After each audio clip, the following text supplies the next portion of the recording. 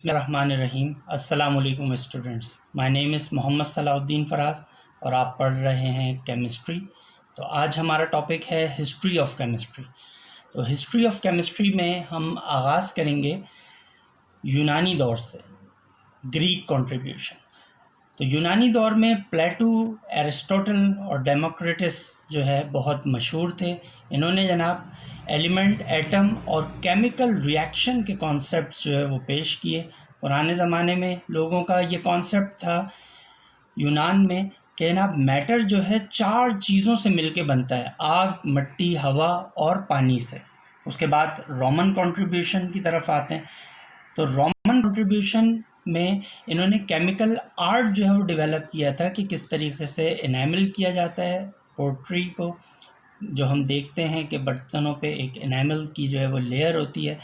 तो बहुत सारे इन्होंने थ्योरेटिकल नॉलेज के कॉन्सेप्ट जो है वो एक्सपेरिमेंट के थ्रू डेवलप किया. उसके बाद आते हैं the great Muslim period. Muslim period starts from 600 to 1600 AD. तो एक दौर था जब मुसलमानों ने कई सालों तक जो है, कई सदियों तक जो है वो इल्म पे अबूर हासिल किया और उनकी दहलीज़ पे कोई खड़ा ना हो सका.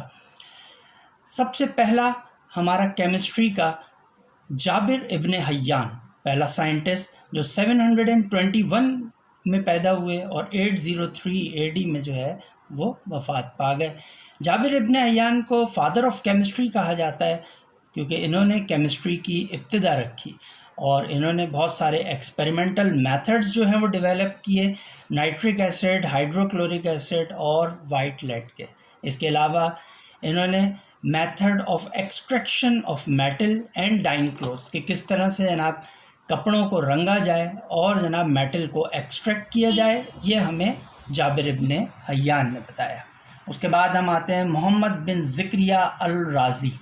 तो अल राज़ी जो है ये बहुत अच्छे फिजिशियन, अल्केमिस्ट और फिलोसफर थे. ये जनाब पहले सर्जन थे, पहले एक्सपर्ट सर्जन जिन्होंने ओपियम से एनेस्थीसिया जो है लोगों को दिया. ठीक है, जो भी मरीज़ होता है उसको एनेस्थीसिया दिया जाता है बेहोश करने के लिए. तो उस ज़माने में जो है वो ओपियम कहते हैं अफ़ीम को, तो उसका इन्होंने इस्तेमाल किया मरीज़ को बेहोश करने के लिए. इसके अलावा he divided the substance into living and non living origin. Substance को इन्होंने लिविंग और नॉन लिविंग ओरिजिन में जो है वो डिवाइड किया. इसके अलावा he prepare alcohol by fermentation process. तो अल्कोहल को एक मेथड होता है जिसे मेथड ऑफ फर्मेंटेशन कहा जाता है, जिसकी मदद से आज भी इथाइल अल्कोहल जो है वो प्रिपेयर किया जाता है. अब हम आते हैं अपने अगले मोस्ट रिनाउंड अल बैरूनी. तो अल बैरूनी का लाइफ बर्थ जो है वो 973 और ईयर ऑफ डेथ 1048 AD है. इन्होंने बहुत सारी फील्ड्स में महारत हासिल की. इनकी contribution physics, metaphysics, mathematics, geography और हिस्ट्री में रही. इसके अलावा इन्होंने केमिस्ट्री की फील्ड में जो है बहुत सारे सब्सटेंस की डेंसिटीज़ जो है वो फाइंड आउट की. He developed chemical procedure for many chemical combination. इन्होंने बहुत सारी केमिकल कॉम्बिनेशन, केमिकल प्रोसीजर्स जो है वो डिफ़ाइन किए.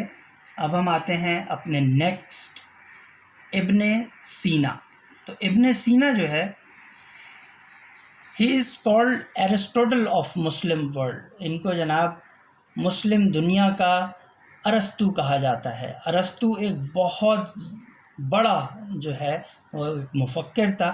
ठीक है, तो उसको उनकी कंट्रीब्यूशन इतनी ज़्यादा थी तो इसी वजह से मुसलमान की दुनिया का एरिस्टोटल इब्न सीना को कहा जाता है. इब्न सीना is famous for contribution in the field of medicine, medicinal chemistry, philosophy, mathematics and astronomy.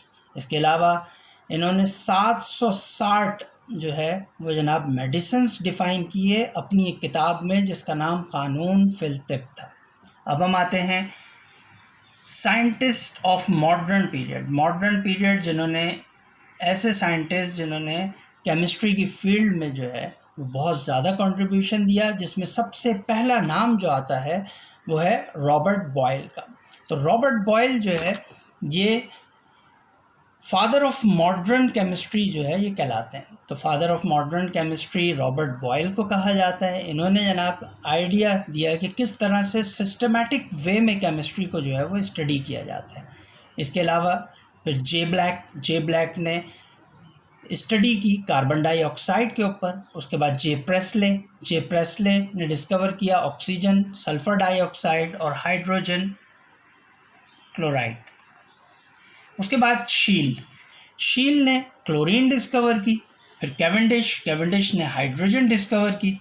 लेवाइजर, बहुत ही अहम नाम, जिसने डिस्कवर किया ऑक्सीजन जो है हवा में 1/5 ऑफ एयर, यानी 5 हिस्सों में से 1 हिस्सा जो है हवा में ऑक्सीजन का मौजूद होता है, क्योंकि हम जानते हैं कि air is a mixture of gases, तो उसमें ऑक्सीजन का पार्ट 1/5 है। जॉन डेल्टन जो है वो कलर ब्लाइंड था, मगर अल्लाह ने उसको खुदादाद सलाहियत दी थी। वो एक इंग्लिश स्कूल का भी टीचर था।